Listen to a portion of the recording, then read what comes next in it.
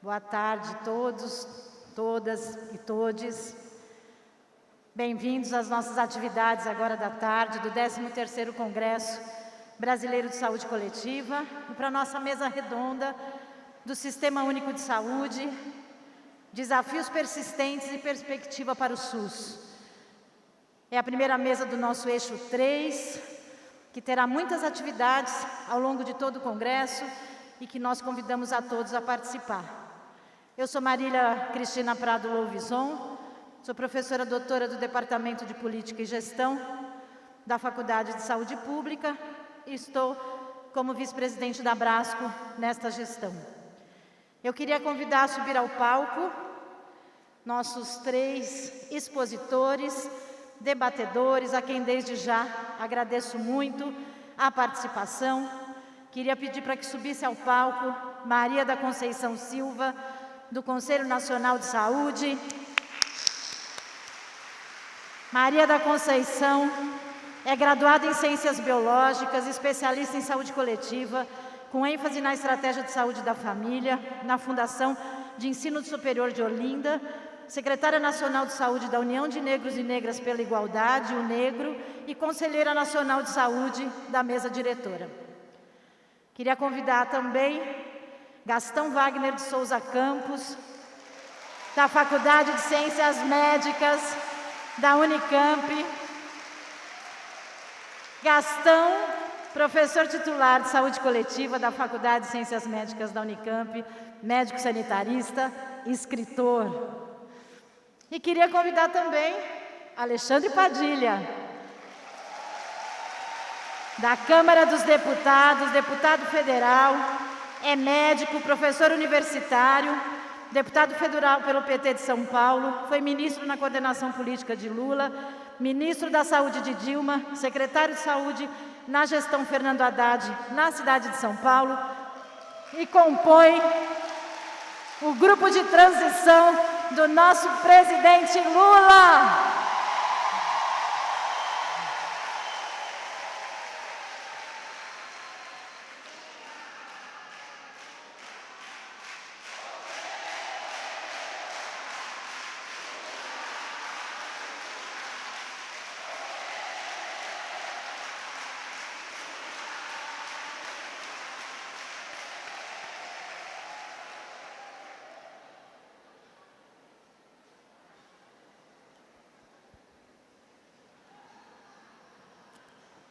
Muito bom.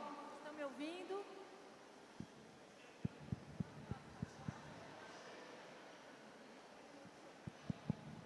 Alô? Vocês me ouvem? Sim. Começamos em festa.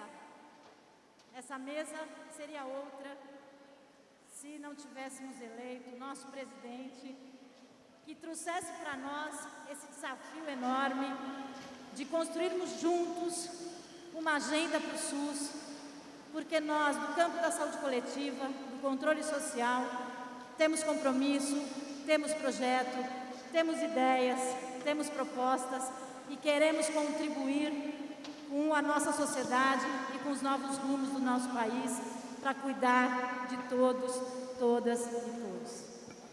É um grande prazer convidar de início a contribuição do Conselho Nacional e poder ouvir Maria da Conceição Silva para trazer para nós elementos dos desafios do SUS. Veja, essa mesa a gente chama de desafios, né, Conceição?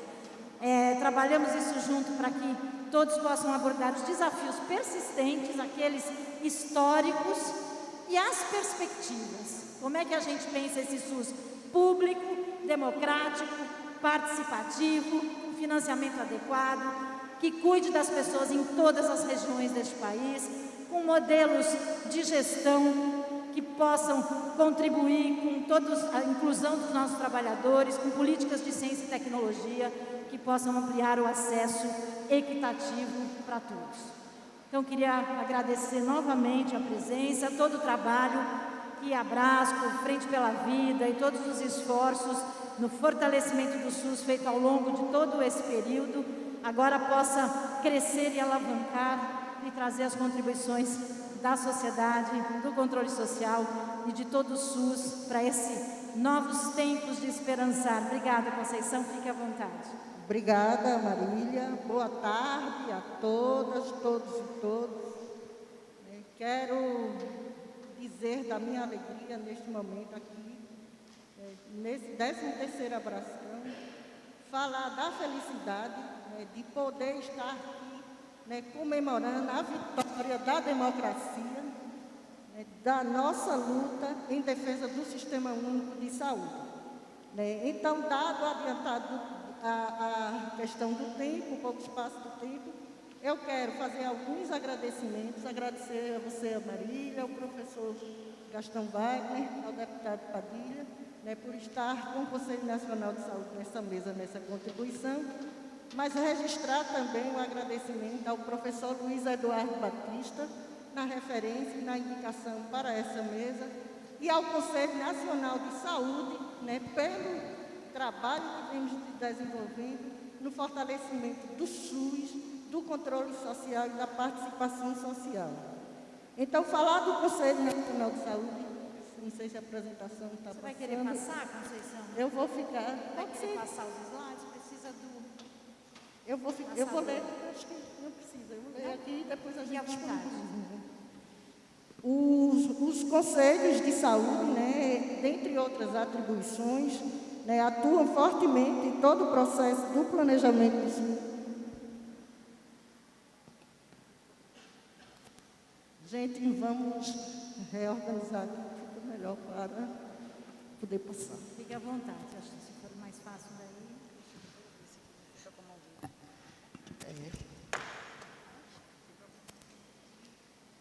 Aqui ele passa.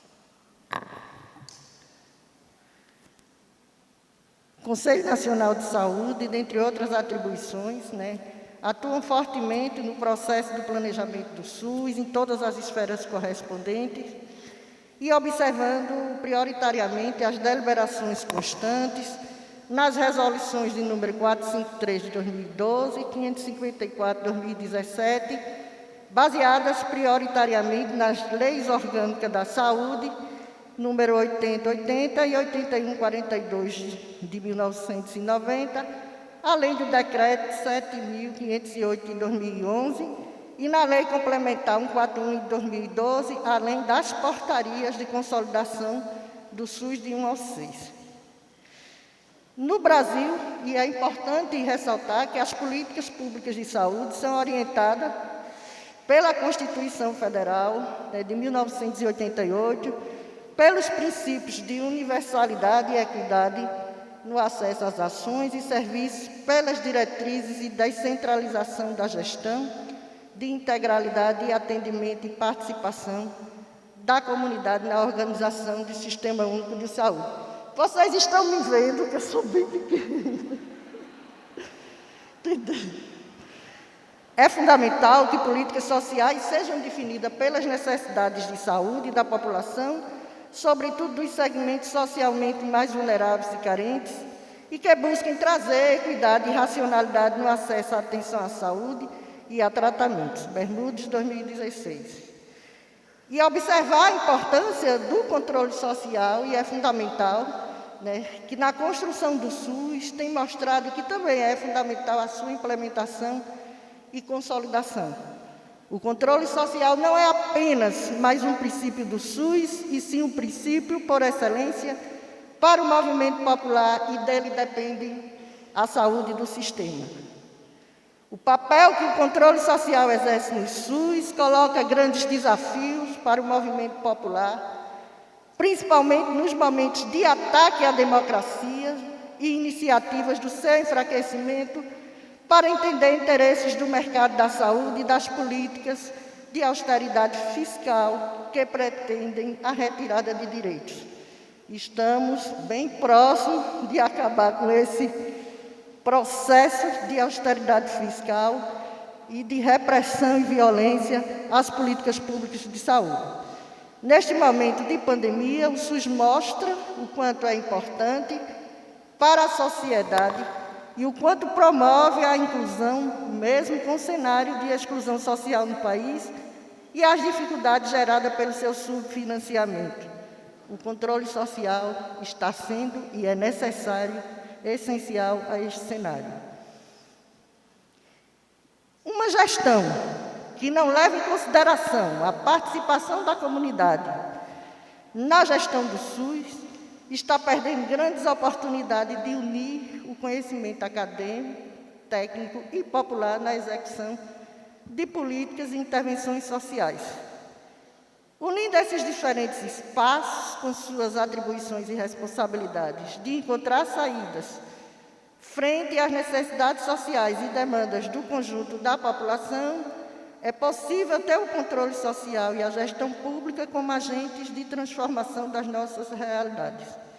Portanto, faz-se necessário seguir lutando para que todas as esferas sociais e públicas estejam unidas para o enfrentamento real das situações de saúde e de uma pandemia que segue matando milhares de pessoas, destacando a população negra, pobre, que mora nas periferias da cidade e no campo, que não acessa os serviços de saúde. Então, é preciso desinstitucionalizar o racismo e uma prioridade na centralidade da ação da saúde, na promoção da equidade e a implementação da Política Nacional de Atenção Integral à Saúde da População Negra, Portaria 992, de 13 de maio, que tem como marca o reconhecimento do racismo, das desigualdades étnicos raciais e do racismo institucional como determinantes sociais das condições de saúde com vistas à promoção da equidade. É bem simbólico estarmos nessa sala, Lélia Gonzalez, no momento em que o racismo recrudesce em toda a sociedade brasileira, levando à morte milhares e milhares de pessoas a cada dia e que se agrava mais ainda com a pandemia, com a inação de um governo que descumpre todo o regramento sanitário, impõe políticas de não financiamento da saúde, levando à morte boa parte da população, e nesses mais de 700 mil pessoas que morreram e que morrem todo dia vítima da Covid e de outras violências, se faz necessário implementar políticas de saúde da população negra e todas as políticas de promoção da equidade no sentido de desinstitucionalizar o racismo na saúde. A atenção primária, outra pauta importante e permanente discussão no Conselho Nacional de Saúde, é a atenção primária. A revogação da Portaria 29.979, de 12 de dezembro de 2019, que institui o Previne Brasil, precisa ser urgentemente revogada.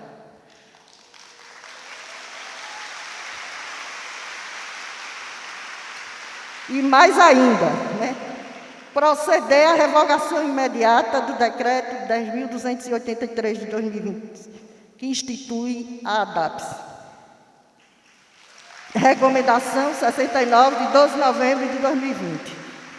Quaisquer programas ou ações que dizem respeito ao Sistema Único de Saúde precisam ser amplamente debatidos com a sociedade, com o controle social, a participação social, os movimentos, dado seu caráter deliberativo, como prevê a Constituição Federal e a legislação complementar que regulamenta o Sistema Único de Saúde. Outra questão que o Conselho vem pautando muito fortemente é a educação permanente para o controle social. O Conselho tem investido na formação de conselheiras, conselheiros, movimentos sociais, permanentemente para participação e controle social na formulação e governança das políticas públicas de saúde.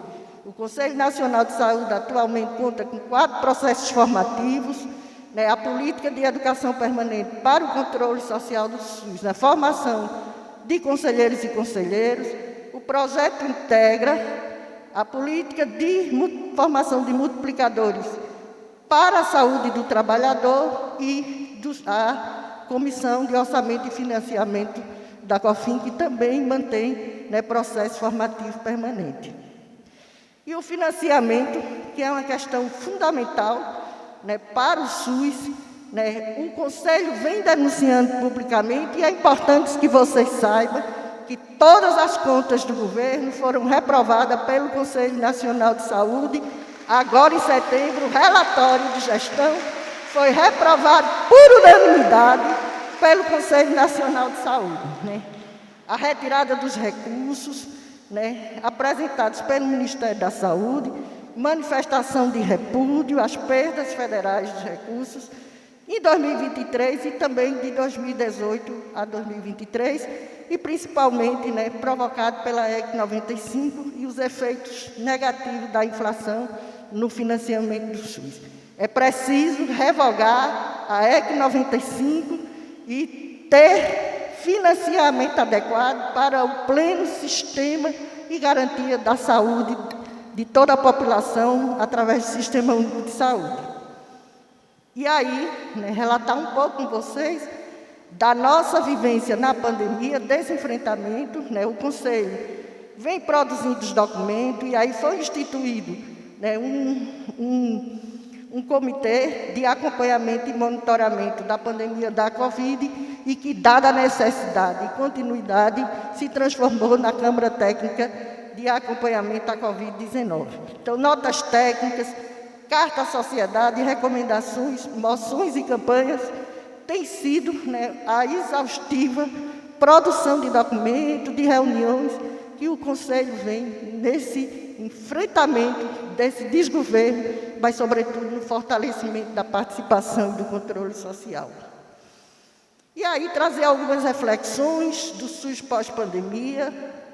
A pandemia da Covid-19 evidencia que só países com sistemas de saúde robustos conseguem enfrentar desafios impostos, altera a percepção do Estado mínimo, e diversos países com agendas econômicas liberais também investiram grandes cifras em seus sistemas para o seu enfrentamento. A importância da atenção básica para atender às necessidades sociais e fortalecer o território, conforme preconiza a Política Nacional de Vigilância e Saúde. A retomada econômica, que passa pelo fortalecimento do complexo industrial farmacêutico como campo de investimentos e gerador de emprego e renda, e soberania nacional.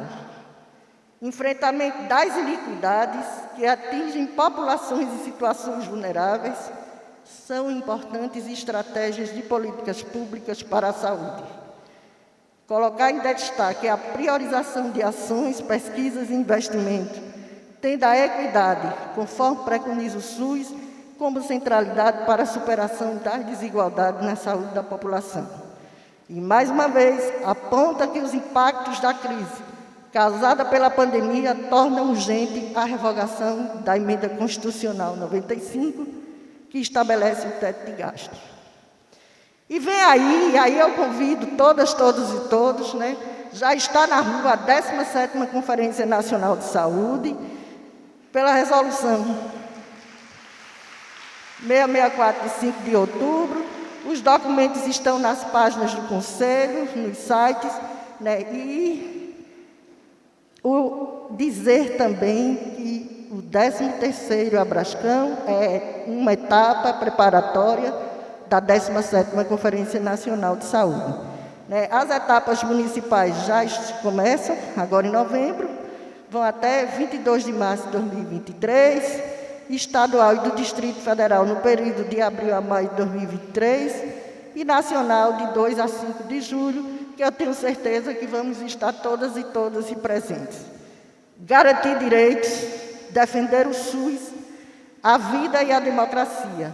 Amanhã vai ser outro dia. Também quero chamar todas as pessoas para, nos seus processos, né, de formação, para, na organização dos movimentos sociais, lutar junto ao controle social pela realização da 5ª Conferência Nacional de Saúde Mental, que o atual governo não quis realizar a conferência, e cabe agora, dentro da nossa condição de agentes do controle social, garantir a 5ª Conferência Nacional de Saúde Mental. E aí convidar vocês para acompanhar o Conselho nas nossas páginas, né, agradecer por esse momento. Estou aqui aberta para o debate e dizer que amanhã sim vai ser outro dia. Viva a democracia, viva o Conselho Nacional de Saúde, viva o 13º Abrascão. Obrigada. Muito obrigada, Conceição. Viva o SUS!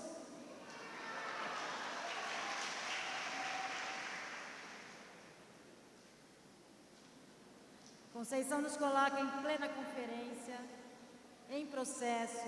Muito obrigada pela contribuição e já traz recados importantíssimos, né?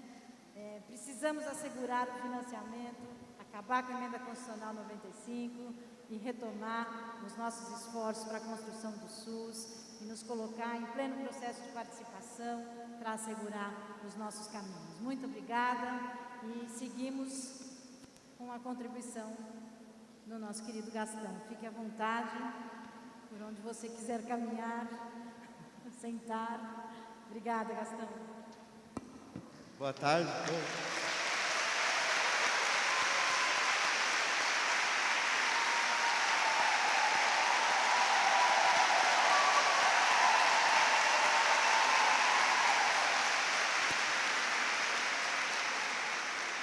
Esse foi o boa tarde mais significativo da minha vida. E quem deu o significado foram vocês. Obrigado.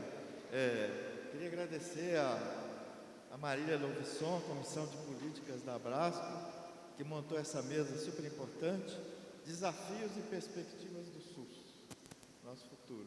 É um prazer estar com a Conceição, ativista do direito à saúde, do movimento negro contra o racismo, Padilha, que vocês conhecem todos, sanitarista agora.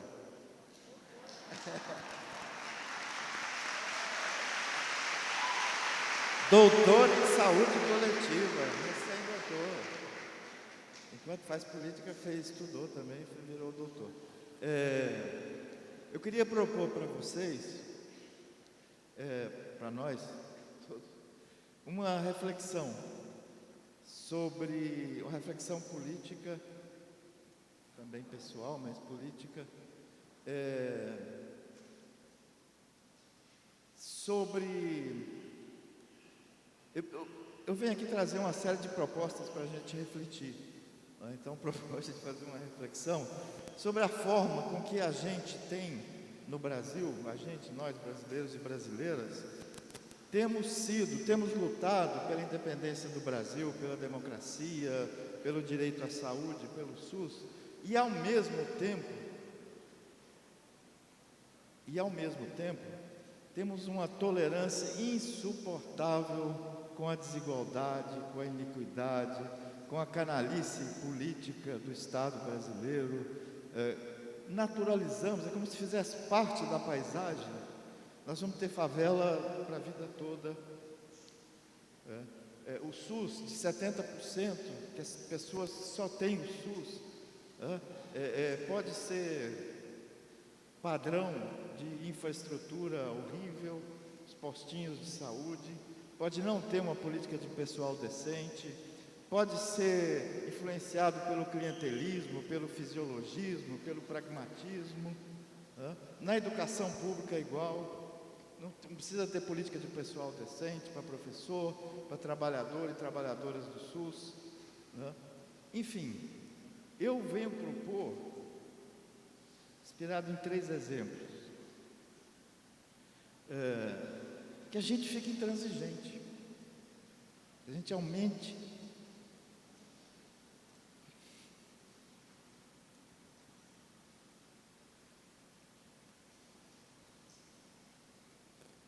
com gentileza.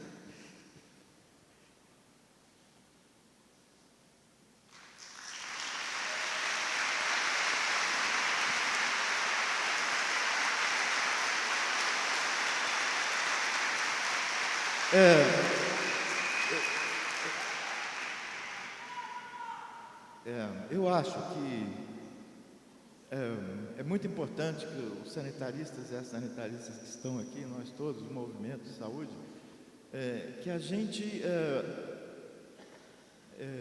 busque comunicar, refletir com a sociedade brasileira por meio da imprensa, da mídia, do nosso trabalho cotidiano, das nossas escolas, das nossas pós-graduações, que a gente reflita sobre o seguinte: qual seriam as estratégias para a gente conseguir tirar esse SUS do meio do caminho, a meio vapor?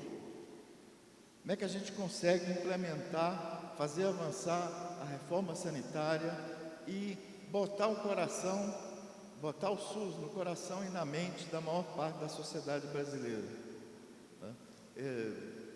A gente teve uma esperança, o governo federal mudou para muito melhor, né? Mas nós temos um contexto na sociedade que é muito difícil, em vários governos estaduais. Eu sou do Sudeste, tem gente do Sul aqui, enfim, 60 e tantos % dos prefeitos eleitos há 2 anos atrás são conservadores, de direita, fisiológicos. Nós temos uma dificuldade bastante grande. Então, eu acho que nós devemos fazer um esforço, né, para pressionar o governo federal. Estou apontando para cá, não?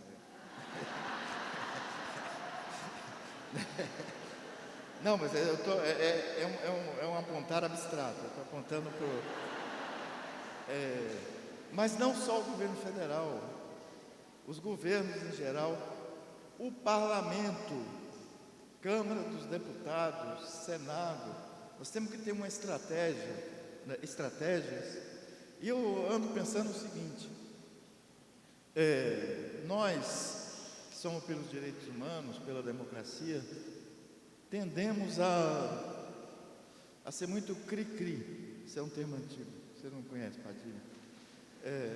Valorizamos mais a crítica do que o que a gente vai pôr no lugar.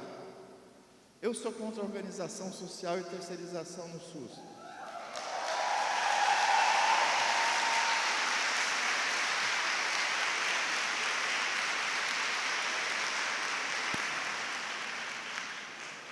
Está hiperprovado, está escarrado, que é um fator incontrolável de corrupção, que para os trabalhadores do SUS é um horror trabalhar com OS.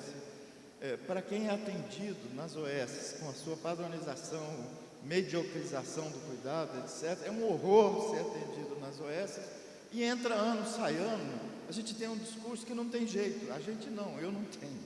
Mas a maior parte dos gestores, grande parte do nosso movimento, gente, não tem jeito. É como favela, vai ficar a vida inteira. Nós não temos saída. Nós estamos bem intencionados, é para garantir a ampliação do acesso. É mentira. É mentira. Então eu tenho pensado que a gente tem que ter algumas propostas. Mas aí o que eu estava dizendo é o seguinte: ser contra a OS não basta. Vociferar contra, apontar os problemas. O que vai pôr no lugar? Qual é a nossa proposta? Qual é o jeito? Se tem jeito, qual é o jeito? E um jeito simples, que todo mundo entenda, que tenha viabilidade política, financeira, administrativa e que melhore a vida dos trabalhadores de saúde, o atendimento aos usuários, o acesso. Põe o que no lugar? Ou seja, eu acho que nós temos que desenvolver algumas propostas para o SUS, que eu estou roubando do feminismo negro, o conceito de interseccionais. Propostas que jurem também, mas que juntem a dimensão do subfinanciamento, a dimensão dos problemas de gestão, da terceirização, da burocratização da gestão, a dimensão de política e gestão de pessoal, a dimensão de mudar o processo de trabalho, como é que chama? Os modelos de atenção, tudo junto ao mesmo tempo. E que a gente construa com muita reflexão, com muita abertura, com muita solidariedade, um certo consenso entre nós sobre que pontos são esses. Que 3, 4 pontos, que se a gente ganhar grande parte da sociedade civil, nós vamos encantoar os deputados federais, aí é ele mesmo, deputado federal eleito. os senadores, gestores. Isso só vai acontecer se a grande parte da sociedade achar que o SUS é importante, né? Em relação ao subfinanciamento, você está junto com outras coisas. O SUS precisa, nesses 4 anos da nova gestão, da nossa gestão, da gestão da frente, Lula-Alckmin, nós vamos precisar de, no mínimo, 60 bilhões de reais a mais. 15 bilhões a mais por ano. O financiamento, isso não significa, ao contrário do que os ultraliberais jogam na nossa cara, de buscar dinheiro novo.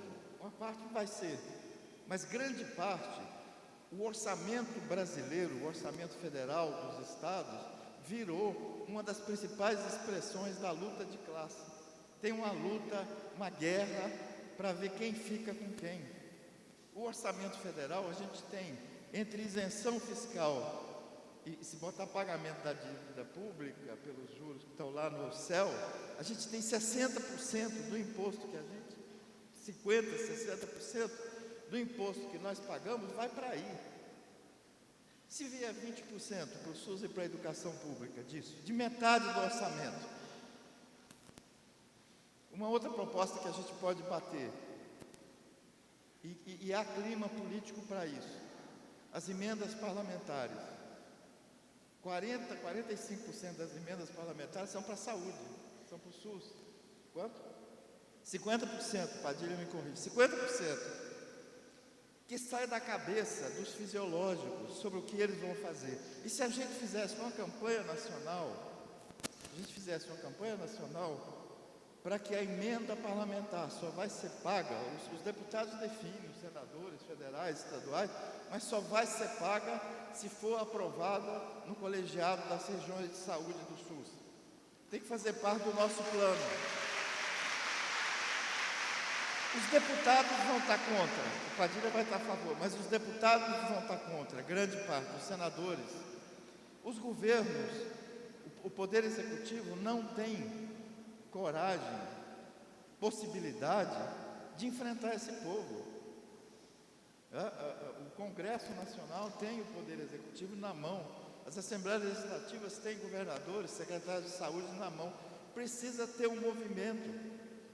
Indiquem, sejam padrinhos, madrinhas das emendas, ganhem voto com isso, mas que esteja dentro dos planos regionais de expansão, de crescimento da atenção primária, dos hospitais do SUS, por exemplo.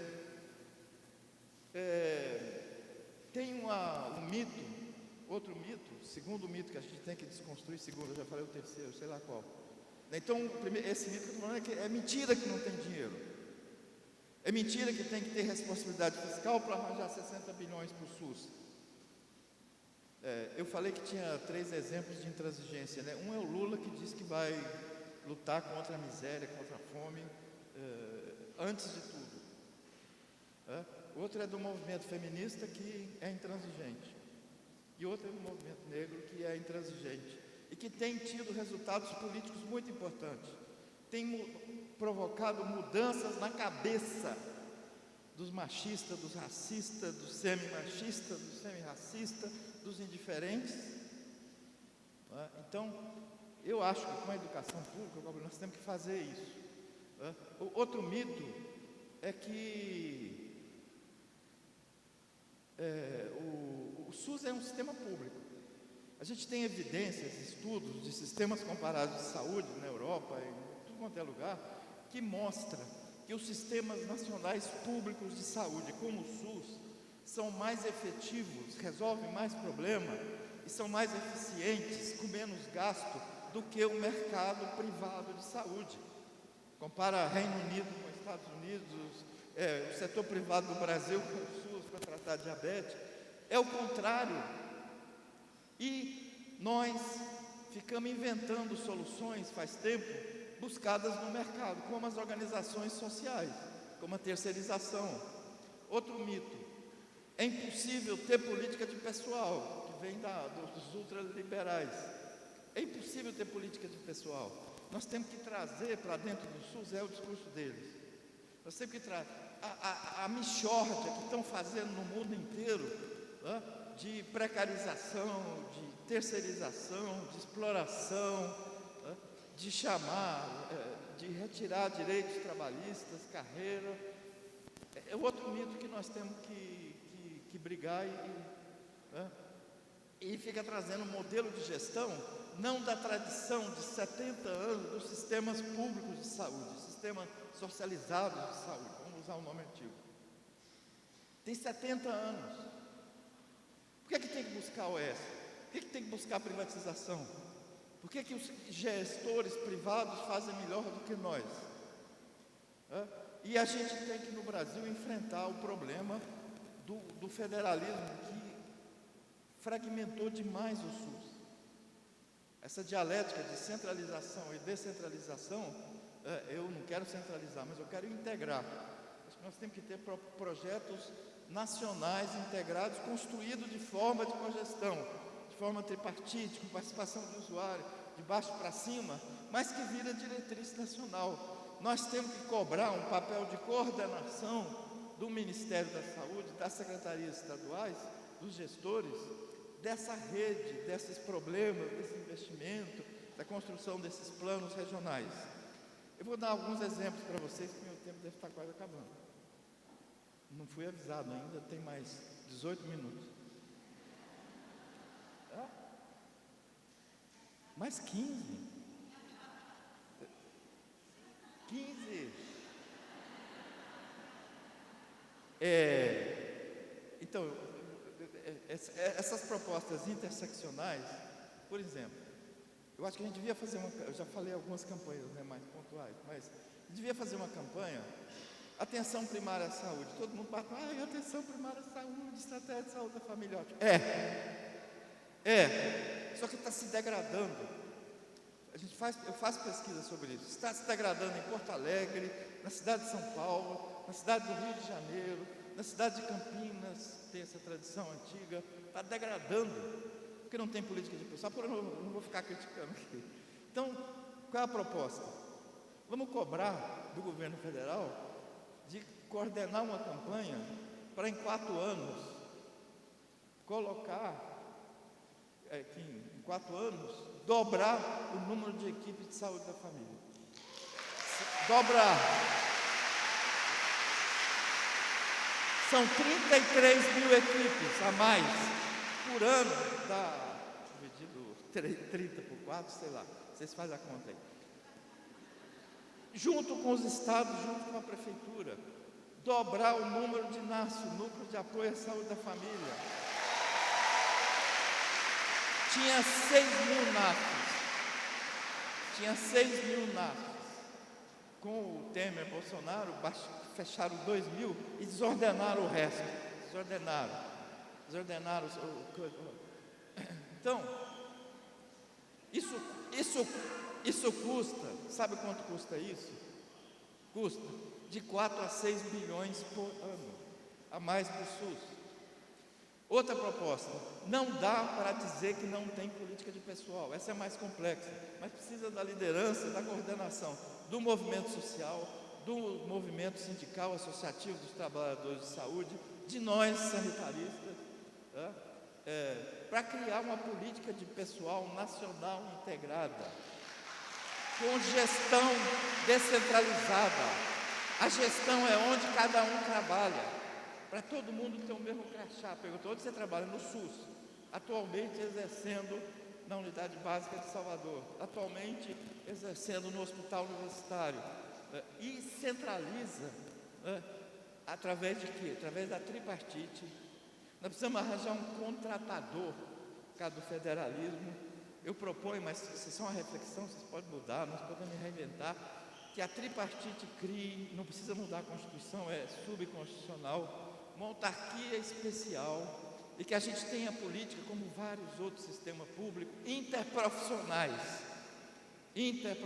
por grandes áreas do SUS, política interprofissional para atenção básica, para hospitalares e ambulatórios, para saúde mental, para reabilitação física, para vigilância à saúde, os direitos. Por exemplo, o piso da enfermagem entra matricialmente.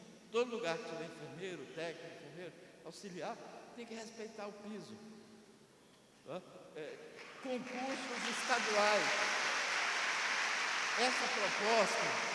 Essa proposta permite, em 4 anos, a gente desconstruir, desativar 90%, 100% das organizações sociais e assemelhadas, e terceirizações e fundações privadas. As prefeituras pegam o recurso, o Estado, as secretarias estaduais que põem para o oeste do hospital, para não sei o quê, coloca nessa autarquia especial, no fundo lá, nacional, faz concurso estadual com recursos, como o Mais Médicos, vocês lembram? Que tinha uma parte do dinheiro, pagava bolsa, salário para os médicos, só que agora é Mais Saúde. Para essas novas equipes todas, e para as equipes que já existem, fazer um Mais Saúde. Com esse fundo dessa autarquia especial, dessa política nacional de pessoal,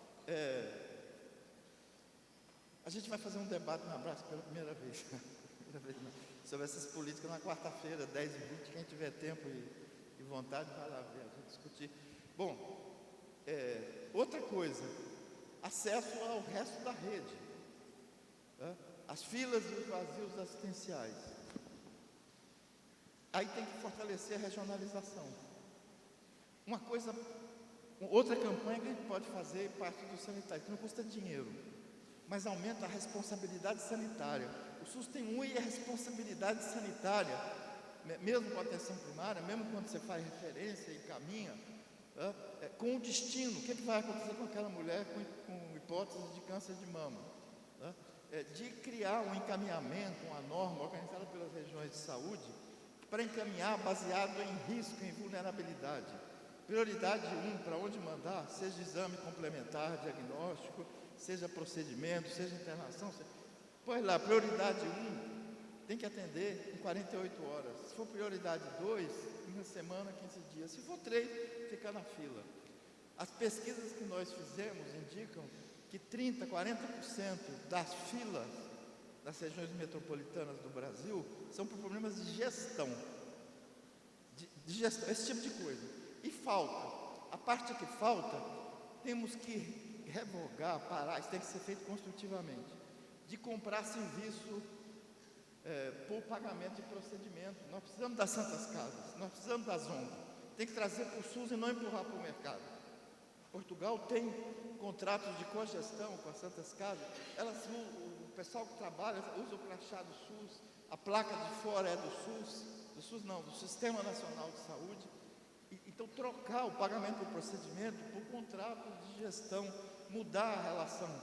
E terceiro, ter investimento onde precisa de novos hospitais, de novos CAPs, novos centros de saúde, inclusive se a gente ganhar usando essas emendas parlamentares. Meu tempo acabou.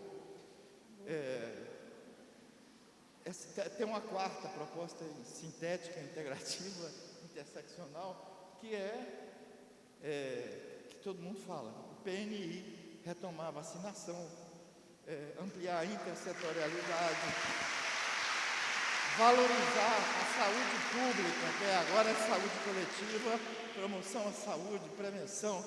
E a quinta, Ministério da Saúde, secretarias estaduais, abraço, temos que fazer propaganda, educação em saúde pelos meios, pelas redes sociais, gastar dinheiro com isso, gastar dinheiro para defender os trabalhadores do SUS. Por que nós vamos gastar? Custa 12 bilhões fazer essa proposta de política de pessoal, estimativa, 12 bilhões. Precisamos de mais 16 bilhões para diminuir a fila, para fazer essa proposta do nível secundário, terciário e reorganizar isso, mas ver se a gente ordena um pouco, racionaliza o dinheiro público que vem pelas emendas parlamentares. E última coisa na gestão, precisa tudo, gente. A gente mudar o modelo, voltar a falar de humanização.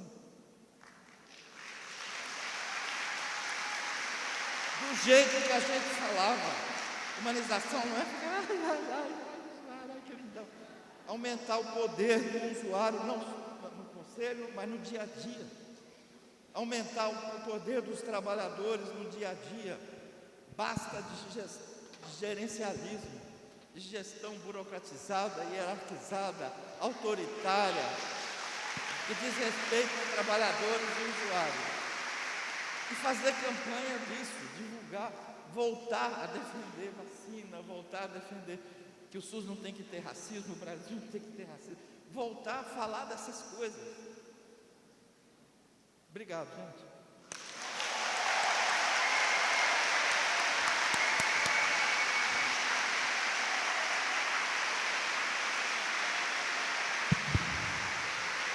Muito obrigada. Gastão sempre nos iluminando, provocando. Trouxe muito fortemente muitas das discussões que a gente tem acumulado. E Gastão sempre vai além, provoca, pontua questões de grande importância. E ao longo do Congresso vocês vão poder participar das mesas que a gente foi construindo cada um desses pontos que precisam ser discutidos, né? Por uma agenda antirracista, uma agenda antimachista, LGBTI, anticapacitista, antidadista. Temos que enfrentar isso no sistema de saúde. Temos uma mesa que vai trazer a discussão do sistema, do Sistema Nacional da Saúde Indígena, das invisibilidades que a gente precisa enfrentar no sistema, e as questões estruturantes do financiamento, do Pacto Federativo, da regulação do setor privado, questões fundamentais que Gastão traz, para além das grandes discussões de uma PS forte, resolutiva e uma rede de atenção que cuide das pessoas.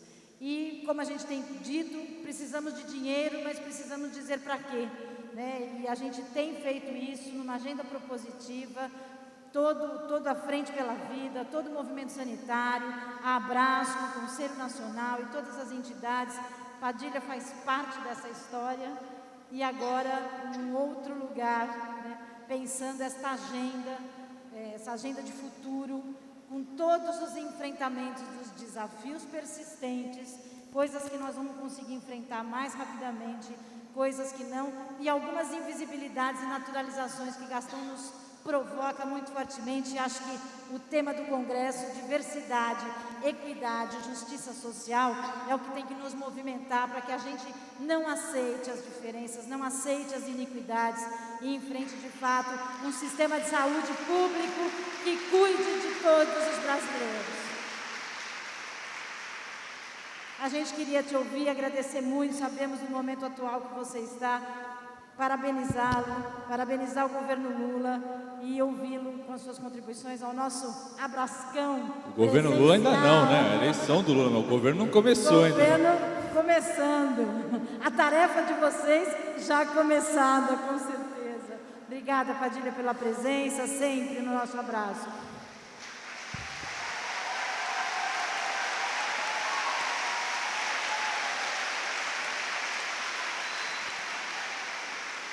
Boa tarde, gente.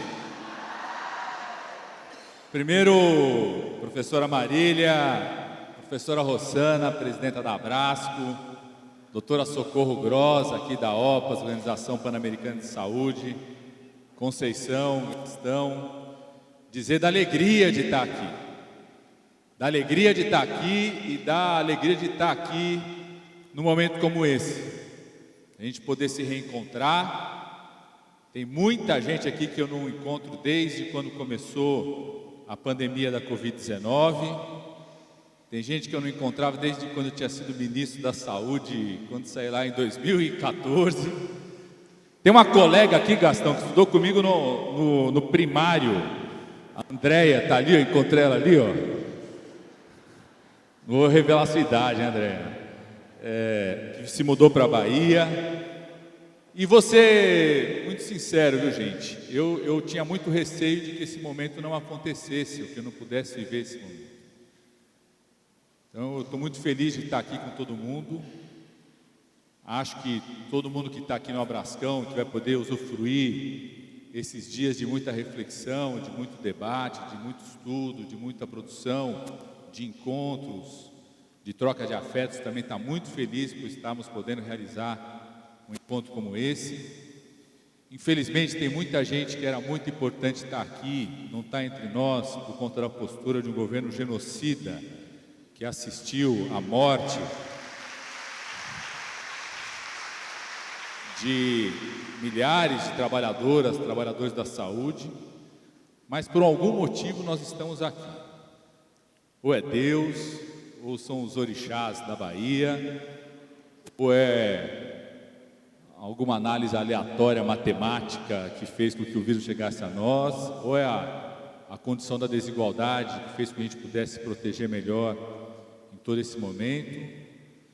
E eu acho que a gente tem que estar muito ciente, ter muita clareza do momento histórico que nós estamos vivendo no país e da responsabilidade que nós temos e da energia que a gente pode despender nesse momento para que a gente possa dizer que a gente fez parte da construção histórica do nosso país, da saúde pública e do SUS.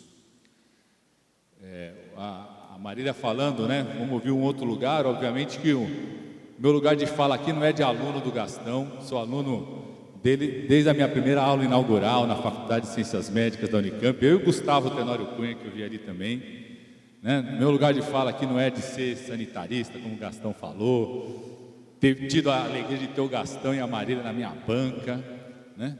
Da produção acadêmica. Eu vou falar aqui de 5 desafios que eu vejo pela frente, pelo lugar de fala de alguém que foi ministro, foi secretário, deputado federal, e estou na luta lá, espero ter 4 anos de mandato na luta de defesa do SUS.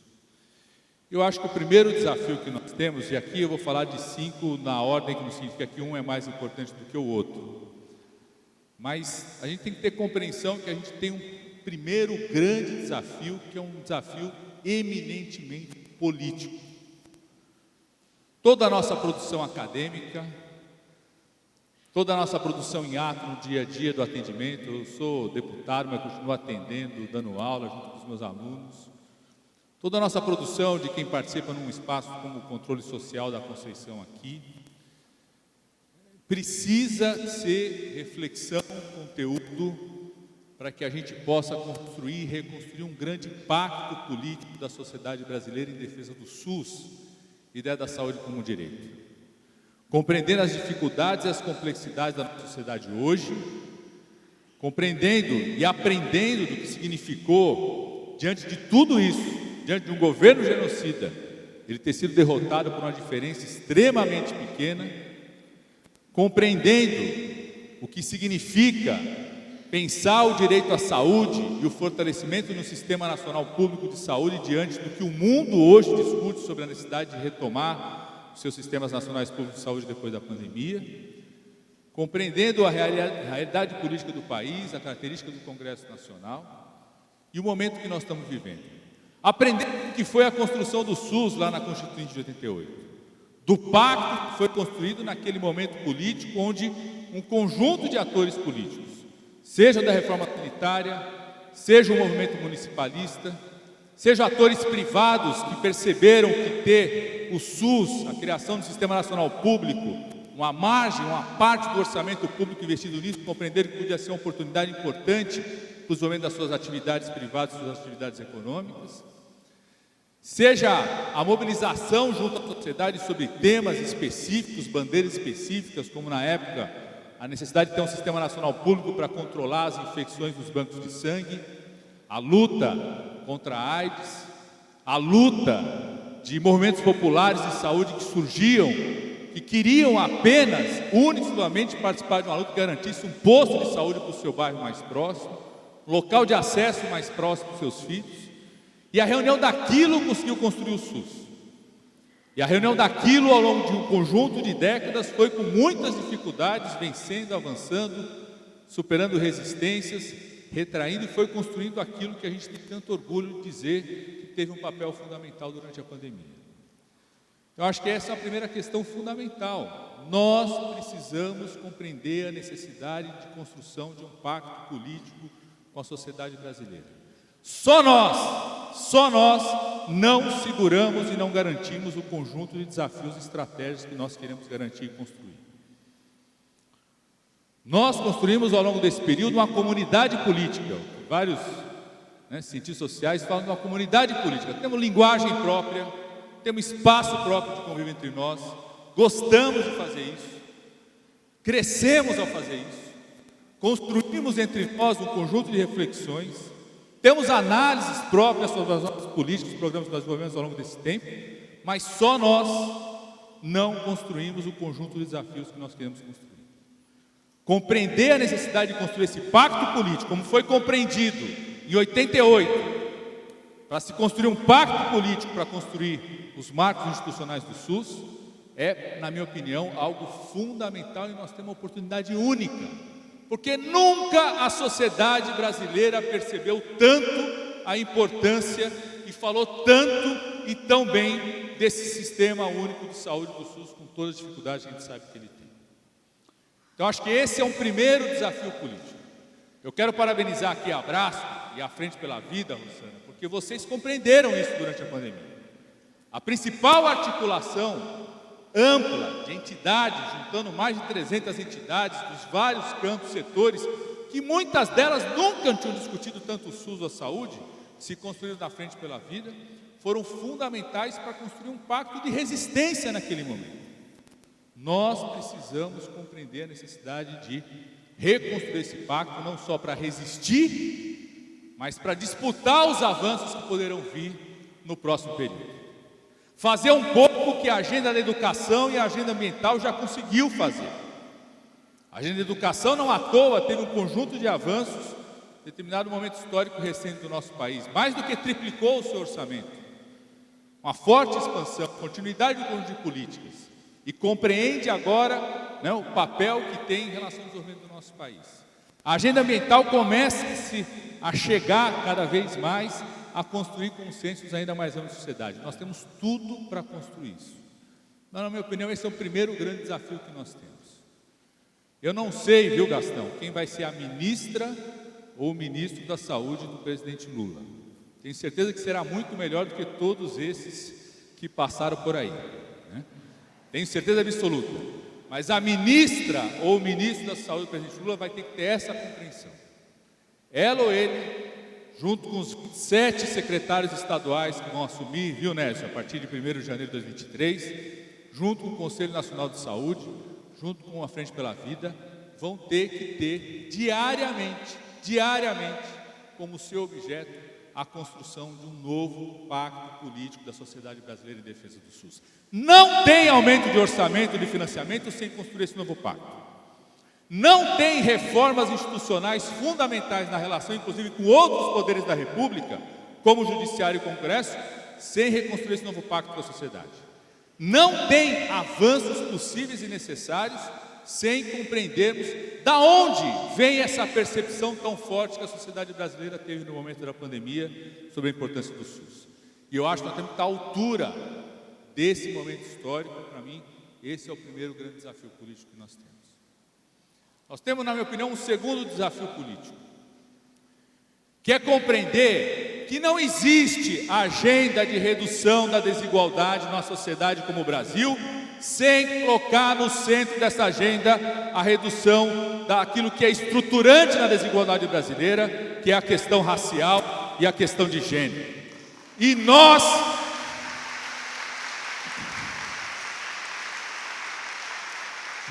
precisamos assumir isso com a força política e o esforço técnico que talvez nós nunca tenhamos assumido na história da construção do SUS. Muitas vezes, o discurso de planilha da universalidade passava por cima de um conjunto de iniquidades que são evidentes, mas infelizmente pouco visíveis na nossa história e às vezes nas nossas salas e gabinetes de gestão. E para mim isso é decisivo também, porque você não constrói o pacto político de transformação que a gente quer construir sem movimento social mobilizado. E, na minha opinião, 2 dos grandes movimentos sociais mais ativos hoje no mundo contemporâneo que nós estamos vivendo é o movimento da luta pela igualdade racial e é o movimento contra a desigualdade de gênero. Então, para mim, essa é a segunda questão fundamental política para o próximo período de desafio do SUS. Terceiro desafio: não se faz saúde sem trabalhador, sem trabalhadora da saúde e sem produção de conhecimento no ato, no encontro dos profissionais de saúde com seus usuários, com a comunidade, com o território que pode. Então, ou isso está no centro das nossas preocupações, a valorização das trabalhadoras e trabalhadores, o debate sobre a formação profissional no país, o papel que o SUS tem, inclusive está lá na Constituição, o papel que o SUS tem de regular o processo de formação profissional do país. Fazer valer aquilo que eu estou vendo vários meus ex-colegas aqui de movimento estudantil de medicina. A gente tinha uma frase nos anos 90 da ENEM que falava o seguinte: chega de aprender nos pobres para depois só querer cuidar dos ricos. O debate sobre a formação profissional, que é contínua, que ultrapassa o período da graduação, que ultrapassa o período da especialização, que continua ao longo da sua atuação profissional, tem que ter o SUS e as necessidades da saúde do país como principal motor da construção dessa formação profissional. E temos que estar cada vez mais conectados, adaptados, se aprimorando às novas realidades do fluxo de informações, da mídia digital, do mundo digital, da troca de informações, da disputa sobre as informações que existem hoje, que influenciam diariamente a prática profissional de cada um dos nossos profissionais. Nós tivemos, em alguns momentos da construção do SUS, a coragem e a ousadia de colocar a mão no meio dessa cumbuca aqui. Não é fácil colocar, porque tem um conjunto de resistências para enfrentar. Eu não acredito num processo de transformação do SUS no nosso país sem transformarmos o debate da formação profissional, do processo de provimento e fixação profissional do país, da compreensão cada vez maior entre nós, o papel das equipes multiprofissionais. Não dá para pensar e valorizar a equipe multiprofissional e continuar formando os profissionais de saúde sem multiprofissionalidade no seu processo de formação. Estou vendo a Lia aqui, que foi... Nós estudamos na mesma época, ali, enfermeira da Unicamp, estudamos na mesma época, a gente nunca teve uma aula junto, durante o período que a gente teve na faculdade. A gente fala em equipe multiprofissional, só que os nossos cursos, os cursos que a gente ministra, que a gente coordena, não promovem interprofissionalidade e multiprofissionalidade em nenhum momento durante o período da graduação. Eu sei que tem várias experiências positivas que surgiram posteriormente. Quarto desafio. Na minha avaliação, seguindo muito isso que a Conceição e que o Gastão trouxe, existe um desenho institucional do SUS que é rico, foi construído historicamente ao longo dessas décadas, mas está absolutamente esgotado para a nossa capacidade de gestão sobre as redes. Eu sei, aqui o Nésio, o nosso presidente do CONAS, né? Eu vou falar uma coisa aqui, viu, Nésio? A gente tem que assumir com radicalidade que a região de saúde tem que ser a nossa unidade territorial prioritária. Não tem. Isso aqui não é dizer nem desmerecer o papel que teve os avanços municipais ao longo da construção do SUS, o quanto que a experiência municipal foi transformadora, foi fundamental para fazer o SUS que a gente faz, o quanto que ela ajudou em vários momentos a empurrar um conjunto de decisões do Ministério da Saúde. Isso aqui não significa ultrapassar o papel fundamental que os estados têm de coordenação, mas a unidade territorial do município não dá conta das necessidades de saúde do nosso povo, nem da necessidade de articulação de uma determinada rede de saúde. A gente fala em integração da rede, essa rede não pode se desintegrar ou ter um limite que é o limite do município. Não faz sentido divisas interestaduais que são próximas não terem espaço de integração. Não tem integração sem ter fundos regionais de financiamento, gente. Isso não existe. Qual que é o instrumento? Nós precisamos ter a sabedoria de construir isso. Eu acho que o CONAS faz um debate muito bom no sentido de como pensar isso, Nésio. Nós precisamos ter a sabedoria de como construir isso sem desrespeitar o papel dos governos estaduais, sem desrespeitar o papel dos governos municipais, sem perder de vista que a gente tem uma complexidade na nossa federação, que são tempos de governo diversos. Está começando, 1º de janeiro de 2023, vai começar o governo federal, o governo estadual, e está no 3º ano dos governos municipais, sem desmerecer que existe essa complexidade dos tempos de governo da nossa estrutura federativa, sem ultrapassar dinâmicas próprias que possam existir, inclusive de estrutura de carreira, de gestão, de responder aos órgãos de controle, mas nós precisamos superar isso. Não faz sentido um hospital estadual que tem responsabilidade regional não ter um conselho regional de gestão desse hospital. não ter participação dos vários municípios que integram, que estão naquele território do hospital. Não faz sentido serviços que sejam municipais ou estaduais, que estão em limites de municípios, de estados, não terem conselhos conjuntos que ultrapassem aquela unidade territorial de gestão. Não faz sentido o Ministério da Saúde continuar tendo políticas para o país inteiro sem compreender as diversidades regionais que tem cada um deles. Então, nós precisamos avançar, redesenhar institucionalmente o SUS, compreendendo o debate, o diálogo, o que isso significa de complexidade, porque senão nós não vamos integrar o conjunto de ofertas para a garantia do serviço, que é financiamento, gestão, mecanismo de controle, planejamento, para aquilo que a gente quer fazer, que é a construção de redes integrais e regionais. E o quinto desafio, para o Carlos Gadelha não ficar bravo comigo, está ali comigo, falei para ficar no final, viu, Carlos? Saúde é desenvolvimento. Saúde compreende hoje no Brasil e no mundo um complexo econômico industrial da saúde extremamente dinâmico. O debate da saúde como desenvolvimento é decisivo para um país como o Brasil, de renda média, que tem muita desigualdade, mas que ao mesmo tempo, como sempre diz a Socorro Gross, tem uma potência de produção de tecnologia, de serviços para o continente das Américas, que é inigualável. Não existe nação que se tornou rica no mundo sem ter uma preocupação e um grande investimento nesse complexo econômico industrial e serviços da área da saúde. A saúde é o setor que emprega hoje em torno de 10, 12% dos profissionais de nível superior no país. É um dos poucos setores onde é possível já no Brasil construir uma agenda limpa, sustentável de produção de tecnologia, de produtos, de economia.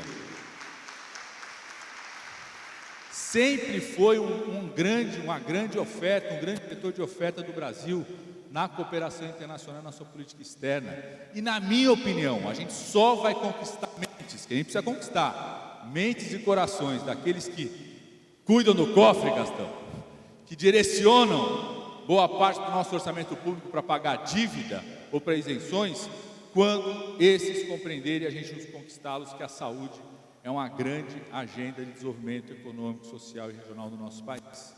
E nós temos uma oportunidade única em relação a isso, porque o mundo está se mexendo para reorganizar suas cadeias globais de produção de medicamentos, de tecnologia, de oferta de serviços. A entrada daquilo que a gente chama, desse novo complexo econômico industrial de serviços da saúde 4.0, a entrada desse sistema de dados, de informações, desse mundo digital, criou um novo ambiente de geração de demanda para os serviços, para as informações, para o acompanhamento de dados e avaliação das políticas que podem ser desenvolvidas, e nós estamos com a grande oportunidade pela frente. O Brasil tem que tomar uma decisão. Ele quer ou não quer participar desse novo esforço global de reorganização das suas cadeias de produtos, serviços e tecnologia da área da saúde, que o mundo inteiro se assustou durante a pandemia de ter ficado dependente de 2, 3 países do Sudeste Asiático. Então, eu quero fazer a cada um e cada um de vocês um convite para a reflexão desses 5 desafios, e acreditando muito, jogando muito empenho, vontade, desejo e esperança em cada um e cada um de vocês, de darmos conta juntos desse momento histórico que nós estamos vivendo de defesa da saúde do nosso país e dessa oportunidade que surgiu por vários motivos que a gente pode começar a partir de janeiro de 2023. Muito obrigado, pessoal. Vamos defender o SUS.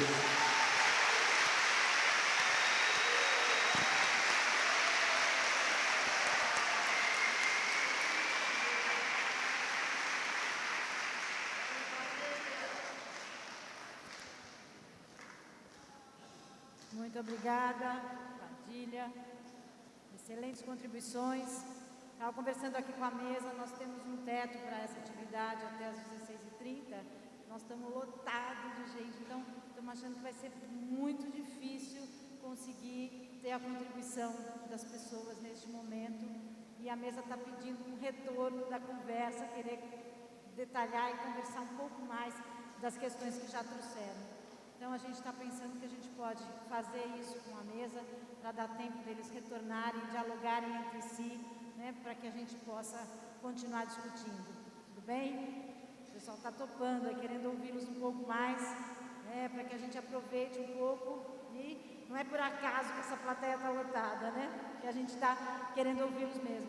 Padilha, eu acho que você traz algo que nos provoca, né, que se não tiver de fato um pacto político com a sociedade, a gente não vai avançar, não vai ser suficiente, mas o quanto é importante, né, essa nossa unidade, a força do movimento sanitário, a força da saúde coletiva, né, e a força de todos que estão aqui. Você falou muito que a gente vai precisar meter a mão em várias cumbucas, então desde já tem muitas mãos aqui para que a gente possa ajudar muito a avançar nessa cumbuca, né? E trazer a questão da igualdade racial e de gênero, trazer a questão da valorização do trabalho, o enfrentamento das redes regionais. O Gastão trouxe que temos que na região decidir investimento, temos que na região fazer pactos federativos para que as coisas possam acontecer em função das necessidades, e a grande questão do complexo industrial da saúde e da ciência, de trazermos a ciência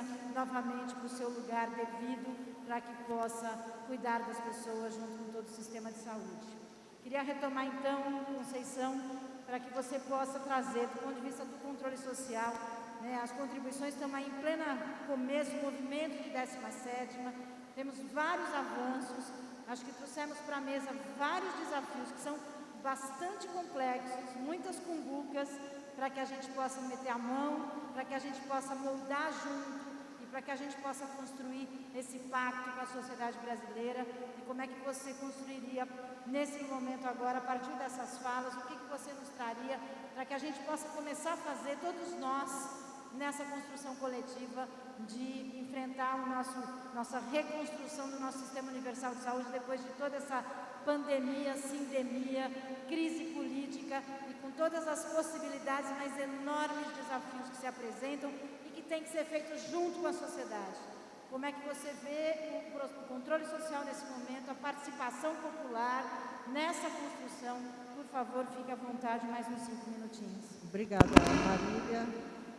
Primeiro, eu quero registrar aqui as presenças das colegas da mesa diretora, a Ana Paduello, a Fernanda Magano, aqui presente, a conselheira Priscila. Agradecer também a presença da doutora Socorro Gross, nossa parceira fundamental, da Organização Pan-Americana de Saúde, ao secretário, camarada Nésio Fernandes, a quem tenho a honra de estar nessa mesa, e esse conjunto de lideranças aqui, que compõe este grande auditório. Questões importantes na defesa, do Sistema Único de Saúde. É preciso resgatar também, o que a gente tem de melhor, que é a nossa capacidade de luta, organização, mas, sobretudo, uma grande campanha em defesa do Sistema Único de Saúde. Acho que é fundamental, essa organização. A participação nos conselhos, a reestruturação de muitos conselhos que estão desestruturados pela questão política, do atraso, das prefeituras, dos municípios e dos estados, numa correlação de força, que nos leva ao adoecimento, à morte, e que não estimula a participação social. Outra questão importante no processo da organização dos conselhos é a ampliação também da participação social a partir dos comitês, dos fóruns, das organizações da sociedade civil, para discutir saúde, para promover saúde e fortalecimento do controle social na organização dos conselhos. A política de saúde da população negra, que é uma política conquistada, e aqui cabe ressaltar a força das mulheres negras do controle social para a implementação e efetivação da política de saúde da população negra. É urgente implementar. Nós vivemos situações, no Brasil, de genocídio da população negra jovem, a alta mortalidade materna, e a Covid traz isso num processo de muita força, quando nós temos, entre as 10 mulheres, não houve na Covid uma atenção para a população, porque o governo que aí está não tem nenhuma responsabilidade e, felizmente, a população brasileira olhou e elegeu Luiz Inácio Lula da Silva. É importante a gente entender que o racismo perpassa por todas as estruturas e que na saúde, né, ele é extremamente agressivo no processo de não reconhecimento dessa população, de negação de acesso, mas é preciso também que a gente implemente o quesito raça-cor, né, em todas as instâncias, federais, municipais. É uma das grandes, né, questões importantes em relação à saúde da população negra, mas que também seja respeitada, é uma questão importante aí dentro da saúde da população negra, a produção de conhecimento dos territórios, né, com produções, né, de conhecimento, mas produções científicas dessa população, o acesso aos serviços de saúde na sua plenitude em todos os seus ciclos de vida. Então, implementar a saúde da população negra, ela é importante, porque ela não existe, eu não acredito em democracia com racismo. É preciso desinstitucionalizar o racismo, implementar todas as políticas de promoção da equidade, né, para que essa população tenha a garantia plena, né, do direito à saúde. Questões importantes como a vacinação, Marília, o Conselho Nacional também tem uma campanha lançada, né, em parceria com a OPAS, CONAS e CONASEMS, a campanha Vacina Mais. É preciso retomar o processo de organização da atenção básica, reestruturação da atenção básica, mas, sobretudo, a reestruturação das salas de vacina. Nós temos uma alta mortalidade da Covid, mas temos também, né, a complexidade aí em toda a população, de a baixa vacinação na população, né, e a melhoria dos indicadores de saúde. Então, tem muitas questões, além da questão do financiamento já tocada aqui, né, e a valorização do processo das conferências, na participação. Nós temos a 17ª Conferência Nacional em curso, né, e aí eu queria convidar todas e todos vocês para passar no estande do Conselho, né, a gente está com esse material, gravar, né. A 17ª Conferência tem como tema garantir direitos, defender o SUS, a vida e a democracia. Amanhã vai ser outro dia. Então, agradecer, são muitas pautas, a questão da equidade, toda a promoção da equidade, a atenção básica como importante, a questão do financiamento, mas, sobretudo, o fortalecimento e ampliação, né, da participação social e do controle social na saúde. O Conselho Nacional de Saúde tem uma agenda grande, né, da participação, mas, sobretudo, da valorização dos conselhos pelos processos de formação e da inclusão social. Então, uma saúde sem racismo, uma saúde sem LGBTfobia e anticapacitista. É preciso fortalecer esse bloco que compreende aí mais de 60% da população.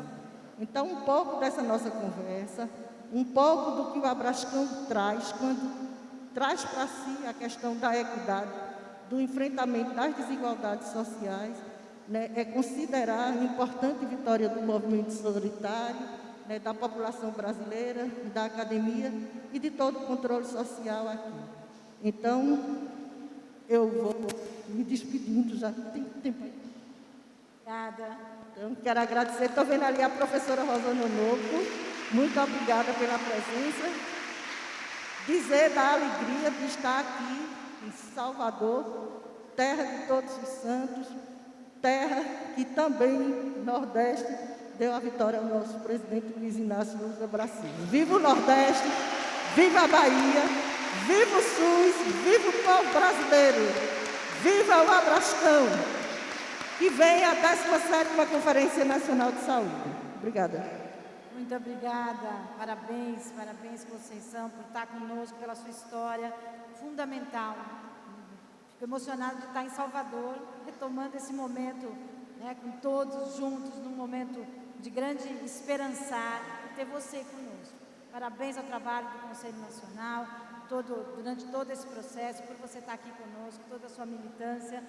e por um SUS antirracista, que a gente de fato enfrente, e não é possível de reduzir as desigualdades no SUS se a gente não reconhecer e não reduzir as iniquidades raciais, não enfrentar as desigualdades de raça e gênero. Então, essa é uma agenda absolutamente fundamental, um SUS democrático, público, inclusivo, participativo, e um SUS democrático, né, Gastão, exige uma gestão democrática. Eu acho que você fez algumas provocações para nós, você nos emociona, você nos ilumina e você nos provoca. Você tem falado muito de tentar sair da caixinha, né? Sair desse lugar, que é possível ter carreiras, é possível ter concursos, é possível ter um SUS público, uma cogestão, onde os trabalhadores e usuários e gestores produzam o SUS que a gente tanto acredita e tanto fez. E você traz algumas questões da autarquia, das carreiras. Não sei se você quer poder falar um pouquinho mais de como é que a gente pode de fato enfrentar, né, esse caminho de uma gestão pública, democrática, inclusiva e participativa para o SUS. Fique à vontade. Muito obrigada. Obrigado. Alô? Eu faço da Marília as minhas palavras. Isso que ela falou. Eu acho que o desafio da gente, para dar sentido à nossa vida, à nossa luta, a Abrasco. Vocês não ouviram, não? Não perderam nada, estava só agradecendo. Não, eu estou dizendo que eu faço minhas palavras da Marília em relação a reforma sanitária. Nós temos uma tradição, a saúde mental, a atenção primária, humaniza SUS.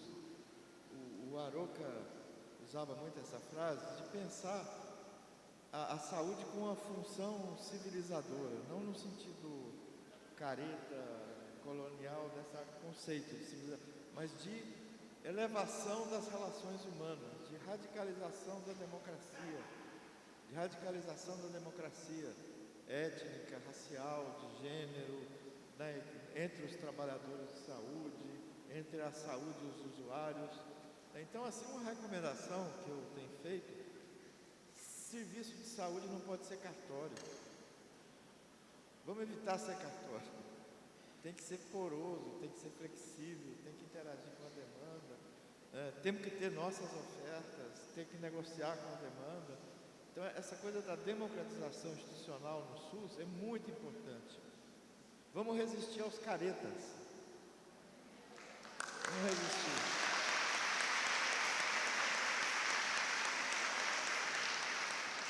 E a outra coisa é o seguinte, gente: os problemas estruturais, racismo estrutural, o SUS tem problemas estruturais, subfinanciamento, política de pessoal, crônicos, agravos crônicos. Vamos enfrentar, vamos duvidar de quem nos fala que não tem jeito, que não tem orçamento, que a cultura de gestão do Brasil é assim mesmo, que os prefeitos são assim mesmo. A gente está aqui para mudar. Tudo muda. Mercedes Souza dizia: tudo cambia. Tudo cambia. Obrigado.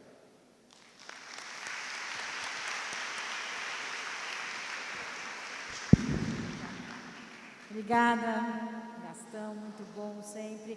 Conceição falou que queria dar uma palavrinha. Então, esse aqui. Quer pegar esse? Diga. Eu só quero dizer para vocês que eu estou me sentindo muito bem ao lado do deputado Padilha, da Marília como moderadora e do professor Gastão Wagner, né? E isso me emociona muito e me deixa também, e me dá a certeza também de que eu não estou só, né? Isso para mim é muito importante, muito importante. Muito obrigada, né, por esse momento, pelo abração, né? E mais uma vez ao professor Luiz Eduardo Batista, que fez a referência para que eu estivesse nessa mesa, e ao Conselho Nacional de Saúde, né, pela confiança e por esse conjunto de lideranças que ficou até o fim nos escutando, porque acredita no SUS, acredita na vida, acredita nas pessoas e acredita num sistema único de saúde, na defesa das vidas Vidas negras importam. Viva o SUS! Vidas negras importam. Viva o SUS! Muito bom ter você aqui, Conceição. Você que nos emociona. Muito bom ter você aqui.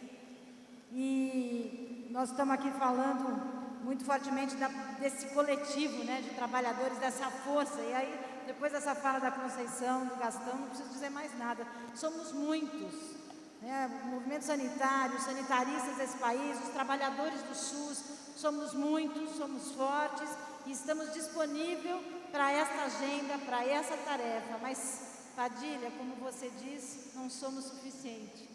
Tem muitos interesses, tem interesses do setor privado, ora mais alinhado, ora menos alinhado, muita disputa pelos fundos públicos e é preciso enfrentar, né, várias questões, inclusive para garantir o orçamento que a gente precisa, para garantir que de fato a gente tenha um sistema público, universal, democrático, que a gente possa opinar, que a nossa voz vai ser ouvida, a voz de cada um de nós, um SUS que defende a vida e que a vida de todo mundo vale a pena. Como é que você pensa e que você traz ao final da nossa mesa de questões que nos levam a esta força e a importância dessa unidade, que é muito forte, não é suficiente e é forte. Como é que de fato a gente avança depois de todo esse período sindêmico, pandêmico, que mostrou, escancarou um monte de questões das desigualdades, do sofrimento, né, e que vai nos criar necessidades muito grandes pela frente de reconstrução da saúde mental, da atenção primária e de todas as regiões de saúde com a sua qualidade, seu acesso nos tempos possíveis, tempos de dignidade para que se possa ter um acesso equânime aos serviços de saúde no SUS.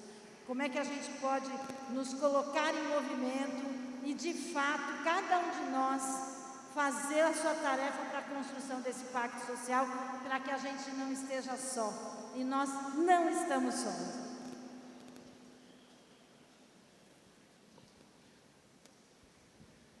Boa pergunta, né, Marília? Eu acho que é uma tarefa muito imediata, sabe qual que é? Tipo, fazer uma busca, cada um no seu território, na sua instituição de ensino. Muita gente que é ligada à instituição de ensino, está na faculdade, está na universidade, muita gente ligada ao conselho, se relaciona com outros conselhos, outros são profissionais, estão trabalhando, né? A gente já fez uma busca de todo mundo que falou bem do SUS nos últimos 2 anos e convidamos eles para vir fortalecer agora o SUS. Porque muita gente falou bem do SUS no momento da pandemia, da resistência, né, do ataque genocida.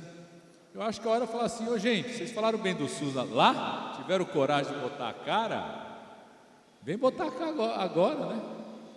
Eu acho que essa, para mim, é a primeira tarefa imediata, que não é da Rosana, presidenta da Abrasco, não é do Conselho Nacional de Saúde, é de cada um aqui no seu departamento.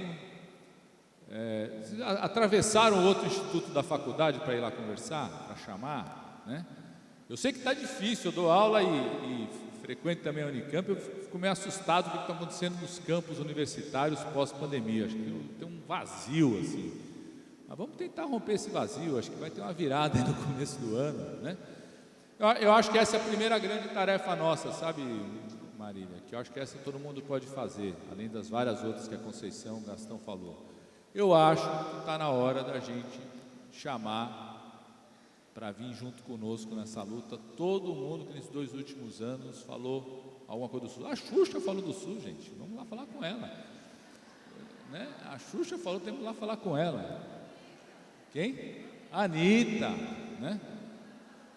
Então eu acho que o Chico Buarque, eu sei que todo mundo vai querer falar com o Chico Buarque aqui, mas eu quero falar com o Chico, tá vendo?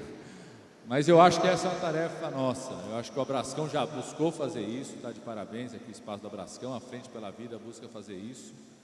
Eu acho que está na tarefa. E tem 2 recados que eu sou obrigado a dar, que eu tinha esquecido de dar aqui, que eu sou obrigado. Primeiro, eu faço parte lá da coordenação da transição. Então, todo mundo que quiser colaborar, quiser trazer sugestão para esse diagnóstico que nós estamos fazendo.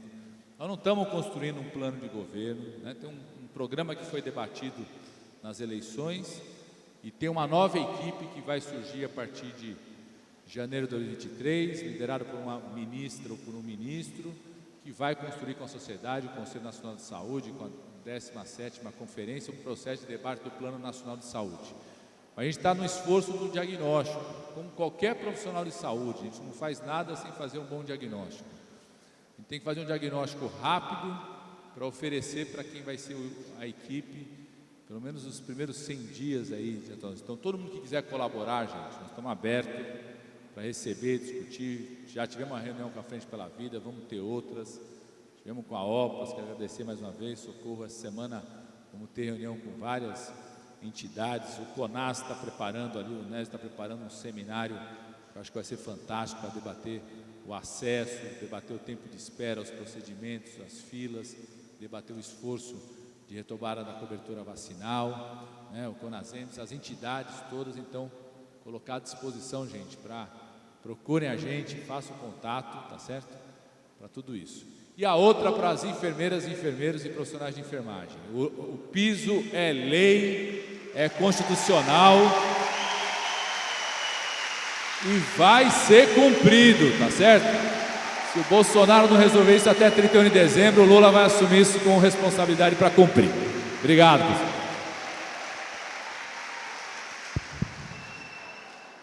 Muito bom, muito bom. Queríamos agradecer muito,